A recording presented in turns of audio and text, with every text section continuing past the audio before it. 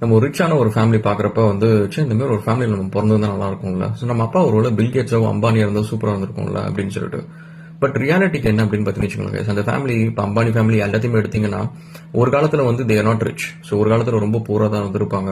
திடீர்னு ஒரு நாள் வந்து இப்போ துர்பாய் அம்பானி வந்து சார் நம்ம எதுக்கு பூரா இருக்கணும், நம்ம ஏதாவது ஒரு விஷயத்த பண்ணுவோம், லைஃப்ல பெருசா சாதிக்கணும் அப்படின்னு சொல்லிட்டு மற்றவங்க மாதிரி சாதாரண ஒரு லைஃபை சூஸ் பண்ணாம கஷ்டப்படுற ஒரு லைஃபை தானா சூஸ் பண்ணியிருப்பாங்க.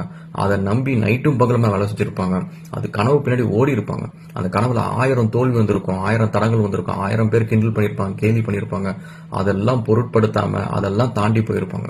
பல கண்ணீர், ரத்தம், வேர்வை இதெல்லாம் தாண்டி தான் வந்து அவங்க ரிச்சா இருப்பாங்க. ஸோ யாருமே வந்து ஃப்ரீயா பணத்தை தூக்கி கொடுக்க போறது கிடையாது. அதனால வந்து உங்களோட பிளட் லைன்ல வந்து இஃப் யூ ஆர் புவர் அப்படின்னா இதுக்கு முன்னாடி அந்த மாதிரி யாருமே இல்லை. ஸோ அந்த ஆப்பர்ச்சுனிட்டி உங்கள்கிட்ட கிடைக்கிறதுக்கான சான்சஸ் வந்து உங்கள்கிட்ட இருக்கு. So you can be the one to change the blood line. So என்னை பொறுத்த வரைக்கும் I believe in that. Thanks.